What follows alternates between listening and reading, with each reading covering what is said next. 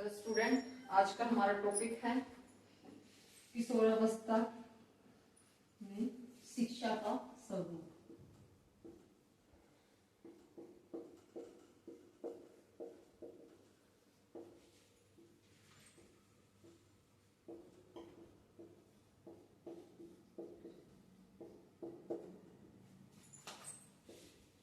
शिक्षा स्वरूप हम पहले डिस्कस कर चुके थे। हम किशोरावस्था की विशेषताएं और इसमें आने वाली समस्याएं हम पहले डिस्कस कर चुके थे। अब हम देखेंगे कि उन विशेषताओं को ध्यान में रखते हुए, समस्या को समझते हुए हम इस अवस्था में बच्चों को शिक्षा का स्वरूप कैसे दे सकते हैं।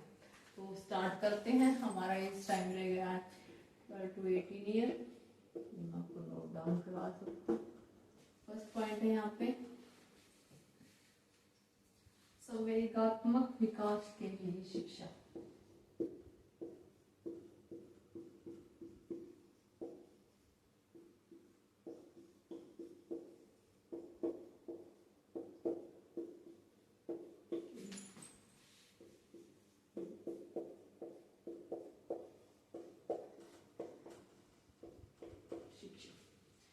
यानी संवेगात्मक विकास के लिए यानी इमोशनल डेवलपमेंट के लिए यहाँ पे हमें टीचर की रिस्पॉन्सिबिलिटी है कि वो एक बच्चा जो 12 to 18 ईयर के एज में है, अपनी एडोलसेंस स्टेज पे है, उसको इमोशनली फुल ऑन स्ट्रॉन्ग बनाए। यानी यहाँ पे उसको इमोशनली संवेगात्मक डेवलप एजुकेशन बच्चों को यहाँ पे टीचर को प्रोवाइड करनी है, जिससे बच्चा इमोशनली स्ट्रॉन्ग हो सके। यानी अपने इमोशंस पे बच्चा कंट्रोल करते हुए, कंफ्यूजन को दूर करते हुए किसी भी डिसीजन को इजीली ले सके।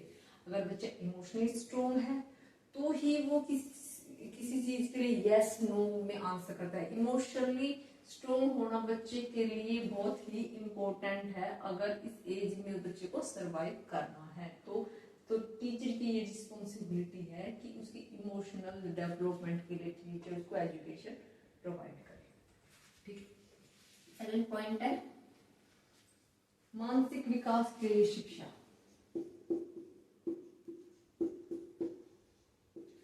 मानसिक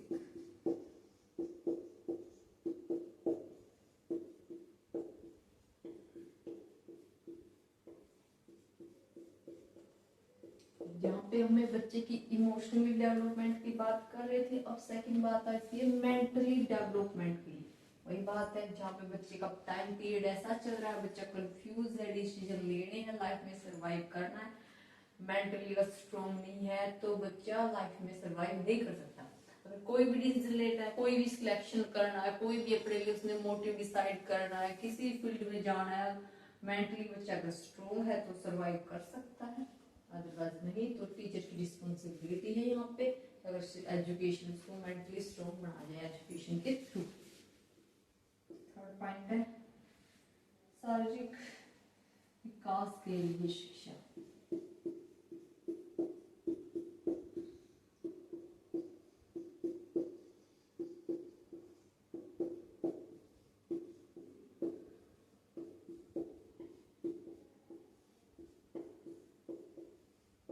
अगर हम बात करें फिजिकली डेवलपमेंट की तो यहाँ पे हम देख रहे हैं इस एज में क्या हो रहा है, बच्चे की फिजिकली चेंज आ रहे हैं, जिसकी वजह से क्या हो रहा है, प्रॉब्लम फेस कर रहा है। जैसे कि अब जो गर्ल चाइल्ड है वो यूथ में चेंज हो गया, यानी उसकी बॉडी में टोटली चेंज आ गया, ग्रोथ हो गई है, फिजिकल स्ट्रक्चर चेंज हो चुका है। तो वहां पे उसको जो चेंजेस की वजह से जो बच्चे को प्रॉब्लम फेस करनी पड़ रही है, उन प्रॉब्लम को सिर्फ एजुकेशन देके टीचर हेल्प कर सकता है, मतलब सोल्व कर सकता है उन प्रॉब्लम को। तो यहाँ पे हम टीचर की रिस्पॉन्सिबिलिटी समझे कि एजुकेशन दी जाए स्पेशली, जिससे कि जो फिजिकली डेवलपमेंट को समझ सके, फिजिकली क्या डेवलप हो रहा है, कैसे उनका वो ये जो चेंज हो रहा है उनके साथ अपने आप को ढाल सकता है। तो यहाँ पे हमें हमारी शिक्षा शुरू होना चाहिए, इस चीज की टीचर स्पेशली शिक्षा दे, उसको एजुकेशन प्रोवाइड करे कि कैसे चेंज हो रहा है, क्यों चेंज हो रहा है। तो हम यहाँ पे इसको हम साइंस का स्पेशली सब्जेक्ट है जिसके अंदर हमारे फिजिकल से रिलेटेड चेंजेस के ऊपर स्पेशली टॉपिक दिए गए हैं बच्चों के लिए, तो इस चीज के लिए स्पेशली ध्यान दिया गया है यहाँ पे। और पॉइंट है हमारा किशोर निर्देशन।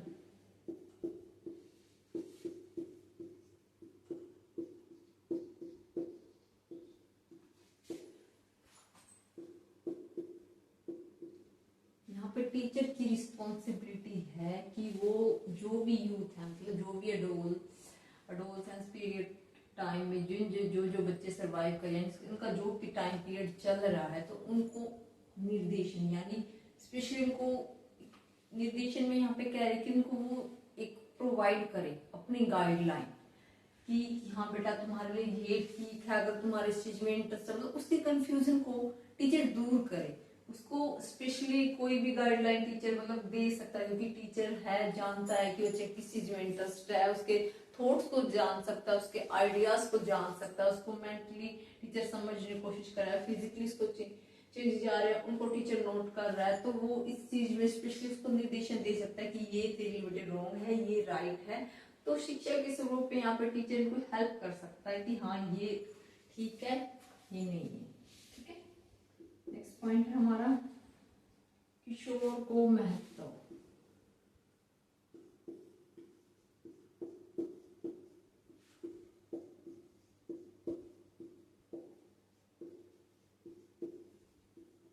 अगर हम बात करें किशोर को महत्व, ये जो एज है बच्चे की, फ्रीडम चाहिए, सेल्फ रिस्पेक्ट इम्पोर्टेंट है। इस एज में कुछ चीजें बच्चों को चाहिए, मतलब फ्रीडम में पे हो तो उनको इम्पोर्टेंस भी चाहिए। यानी इस एज में टीचर की रिस्पॉन्सिबिलिटी है कि वो इस स्टेज को उनको समझे कि बच्चा किस स्टेज में है, कैसे कंफ्यूज है, क्योंकि ये कह रहे हैं कि ये वहां पे वो स्टेज है जहाँ पे बच्चा टोटली कंफ्यूज है, उसके साथ जितने चेंज हो रहे हैं, जो उसको करना है, जैसे एक समस्या का बर्डन उसके सिर पे आके गिर गया, तो यहाँ पे उसको इम्पोर्टेंस देनी जरूरी है।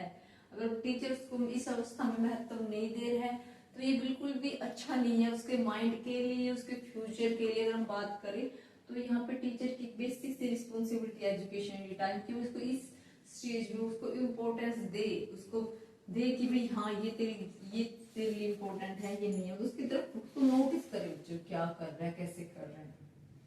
नेक्स्ट पॉइंट है हमारा शिक्षण विधियों का प्रयोग।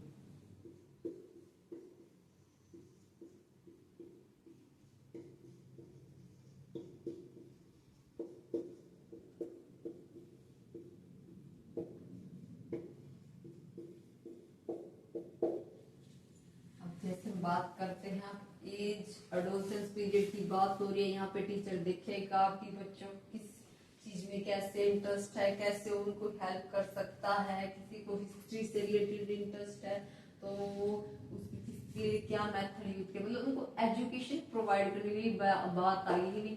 इस एज में बच्चे का इंटरेस्ट किस टॉपिक पे है, तो किस टॉपिक को बच्चा कैसे समझ सकता है, तो उनके लिए किन मेथड्स का यूज कर सकता है। जैसे ग्रुप, अगर किसी को टीचर स्पेशली ग्रुप स्टडी में है तो ग्रुप, अगर कोई किसी टीम की तरह हम देख सकते हैं टीम को परफॉर्म करना है, तो टीचर एक मेथड यूज कर सकता है जहाँ पे बच्चों को बता सके कि हाँ बेटा अगर तुम एक टीम की तरह काम करोगे तो तुम्हारे लिए बेस्ट है। एग्जाम्पल दे सकता है, उन मेथड्स का यूज कर सकता है। मतलब जिस भी तरह से टीचर को शिक्षा प्रोवाइड करवानी है बच्चों को, तो उस हिसाब से वो हर एक एजुकेशन के अलग अलग अपने ही मेथड है, तो हर एक मेथड का टीचर अपने हिसाब से बच्चे के उसके अकॉर्डिंग कि हाँ बच्चों को क्या चाहिए, कैसे चाहिए, उनका यूज कर सकता है। ये टीचर पे डिपेंड है कि टीचर को कैसे, कहाँ से, किस मेथड का यूज करना है बच्चे की स्किल्स को, उसके मेंटल लेवल को, उसके इमोशनल लेवल को, इनको ध्यान में रखते हुए। ठीक है, नेक्स्ट पॉइंट है नैतिक शिक्षा।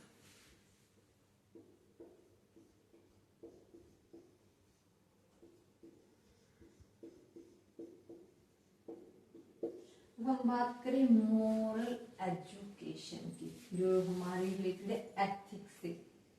एथिक वही हो गई हम बिजनेस में बेसिकली इस लैंग्वेज में बोल सकते हैं इसको एथिक, जिसमें रॉन्ग और राइट।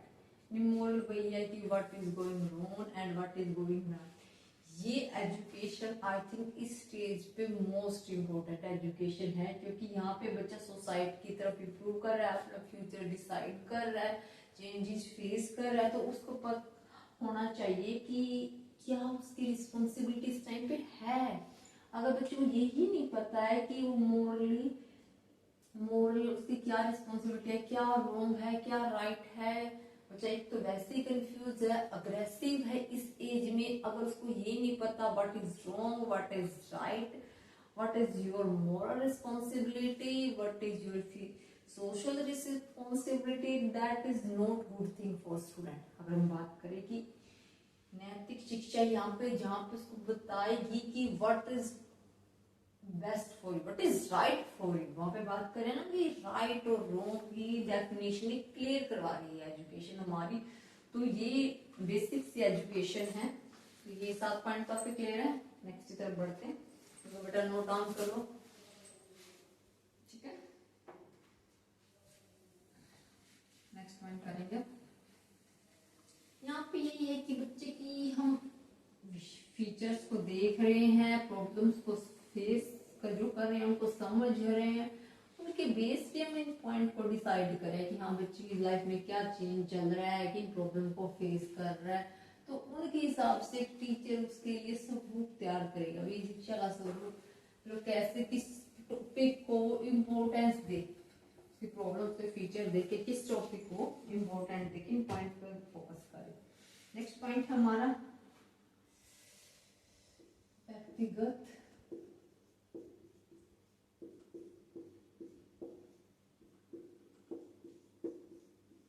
विभिन्नता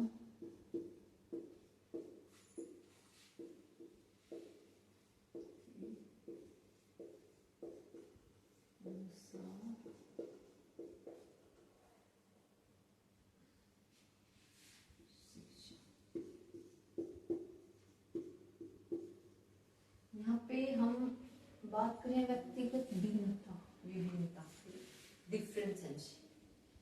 ये मैं आपको शायद पहले करवा चुकी हूँ, बाकी मैं आपको रिपीट करवा देती हूँ। व्यक्तिगत विभिन्नता वही है कि किसी में कुछ क्वालिटी है, कोई सिंगिंग में बेटर है, कोई डांसिंग में बेटर है, कोई मैथ में अच्छा है, कोई साइंस में अच्छा है, कोई कॉमर्स में अच्छा है, कोई मेडिकल में, कोई आर्ट में, कोई पॉलिटिकल में, कोई। तो वही है कि अलग अलग इंटरेस्ट है, अलग अलग बच्चे का मेंटल लेवल है, अलग अलग इमोशनल लेवल है, और इंटरेस्ट के हिसाब से उनकी अलग अलग डिफरेंसेंसी है। तो उसके हिसाब से टीचर को यहाँ पे एजुकेशन प्रोवाइड करनी है कि बच्चे में क्या स्पेशलिटी है, कैसे यूज कर रहा है। तो एजुकेशन उसके बेस पे देनी है कि एक बंदा दूसरे बंदे से कितने डिफरेंस है। यहाँ पे टीचर को कंपैरिजन बिल्कुल नहीं करना है, उनके डिफरेंस को ध्यान रखते हुए उनको एजुकेशन प्रोवाइड करनी है, ना कि एक दूसरे से कंपैरिजन करना है, ठीक है। नेक्स्ट पॉइंट की तरफ पढ़ते हैं। नेक्स्ट पॉइंट हमारा जीवन दर्शन की शिक्षा।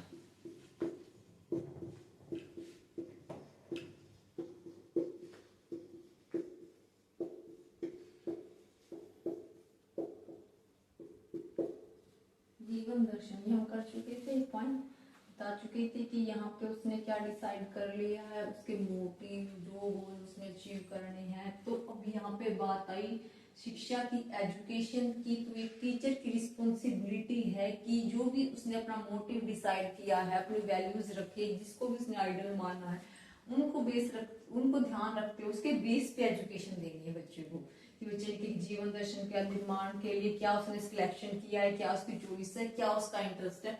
उसके बेस पे टीचर को उसको एडवाइस देनी है, उसको बताना है कि what is the right path for you. तो यहाँ पे टीचर के लिए है कि उसको इस बेस पे एजुकेशन दे कि वो अपने जीवन दर्शन में उसने जो भी मोटिव डिसाइड किए हैं वो इजिली आसानी से अचीव कर सके। नेक्स्ट पॉइंट हमारा लास्ट पॉइंट, सामाजिक संबंधों की शिक्षा।